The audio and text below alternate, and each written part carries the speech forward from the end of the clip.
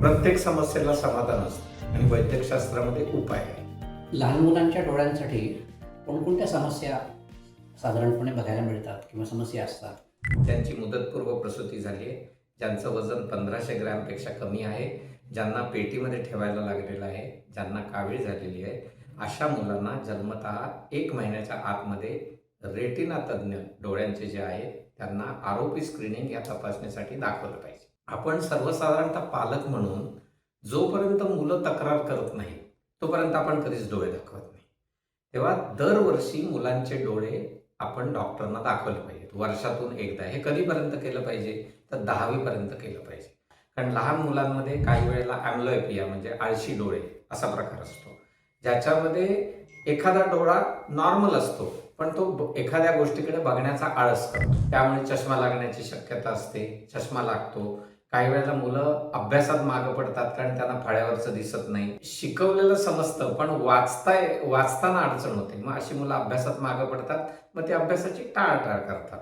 म्हणून 1ली ते 10वी पर्यंत आपण प्रत्येक वर्षी वर्षातून एकदा मुलांना काही प्रॉब्लेम असो वगैरे नसो अशा मुलांचे डोळे डॉक्टरांना दाखवले पाहिजे. लहान मुलांच्या डोळ्याच्या अनेक समस्या असतात, त्याच्यावर काय उपाय केले पाहिजेत म्हणजे त्यांचे डोळे नीट राहतील, चांगले होतील?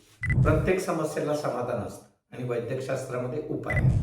जे मी पहिला मुद्दा सांगितला की जी बाळं ज्यांची पूर्ण मुदत न भरता प्रसूती झालेली आहे अशी जी बाळं जन्माला आलेली आहेत, यांना जन्मतः 1 महिन्याच्या आत डॉक्टरांना आरोपी स्क्रीनिंगसाठी रेटिना डॉक्टरांना दाखवायचं.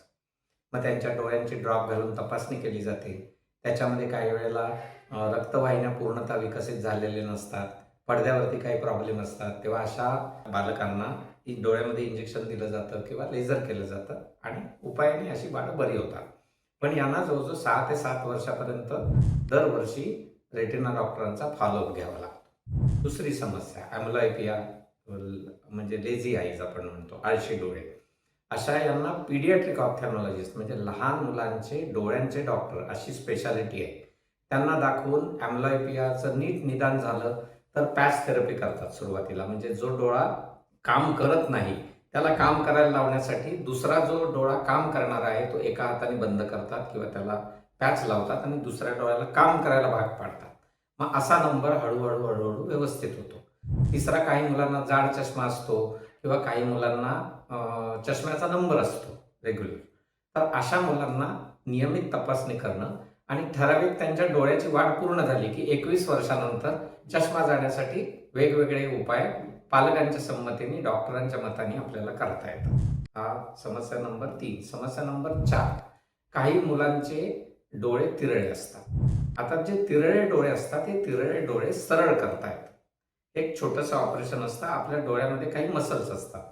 आता त्या मसल्समध्ये वीकनेस झाला की डोळा एका बाजूला सरकतो, त्याला आपण तिरळा डोळा म्हणतो. हे तिरळे डोळे करण्याचं जे ऑपरेशन आहे हे लहान मुलांचे पीडियाट्रिक ऑप्थॅल्मॉलॉजिस्ट करतात आणि ही अत्यंत साधी शस्त्रक्रिया आहे. असं नाही की खूप गुंतागुंतीची आहे, पण लहान मुलांशी संबंधित असल्यामुळे पालकांना त्याची काळजी वाटत असते. ह्याच्यामध्ये जे तिरळे डोळे आहेत ते सरळ होतात आणि त्याच्यामध्ये काही भिण्याचं किंवा डोळ्याला इजा होईल अशी भीती वाटण्याचं काही कारण नाही. शस्त्रक्रियेचं स्वरूप कसं काय असतं? 30 ते 35 मिनिटाची शस्त्रक्रिया असते. ऑपरेशन झाल्यानंतर 1-2-3 दिवस आंघोळ करायची नाही. बाकीच्या काळजी काय डॉक्टर घ्यायची हे सांगतात. डोळे चोळायचे नसतात. तुम्ही दुसऱ्या दिवशीपासून तो मुलगा काम करू शकतो, वाचू शकतो, बघू शकतो. याच्यासाठी असं पथ्य पाणी वगैरे काही नाही. तिरळ्या डोळ्यांवरती डोळे सरळ करण्याची जी शस्त्रक्रिया आहे, ज्याला आपण स्क्विंट सर्जरी म्हणतो, ती करून घेणं आवश्यक असतं आणि ती करता येते आपल्याला. दुसरं महत्त्वाचं म्हणजे महात्मा फुले जनआरोग्य योजनेअंतर्गत इन्फिगो आय केअर हॉस्पिटलला ही शस्त्रक्रिया मोफत केली जाते. याच्यासाठी पैसे घेतले जात नाहीत. तेव्हा ही सरकारी योजना अत्यंत उत्कृष्ट योजना आहे. तर त्यामुळे खेड्यापाड्यामध्ये, शाळांमध्ये आता सुट्टी लागलेली आहे. अशी जी मुलं आहेत यांना ही शस्त्रक्रिया इन्फिगोमध्ये मोफत करून घेता येईल महात्मा फुले योजनेअंतर्गत. याच्यासाठी 28 आणि 29 एप्रिल या दिवशी सकाळी 10 ते 5 डॉक्टर प्रदीप देशपांडे म्हणून राष्ट्रीय कीर्तीचे खूप मोठे विख्यात बालनेत्ररोग तज्ज्ञ आहेत, ते येणार आहेत. त्यांनी तिरळेपणाच्या अनेक शस्त्रक्रिया केलेल्या आहेत. रत्नागिरीमध्ये पण त्यांनी इन्फिगोमध्ये शस्त्रक्रिया केलेल्या आहेत. ते खास याच्यासाठी येणार आहेत. त्यांनी या विषयावरती अनेक संशोधन प्रबंध लिहिले आहेत, रिसर्च केला आहे.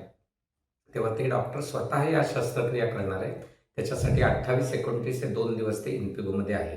पूर्वनोंदणी केली किंवा चौकशी केली तर पहिल्या दिवशी तपासणी करून पालकांच्या सोयीने आता सुट्टीचे दिवस आहे हे ऑपरेशन त्यांना करून घेता येईल.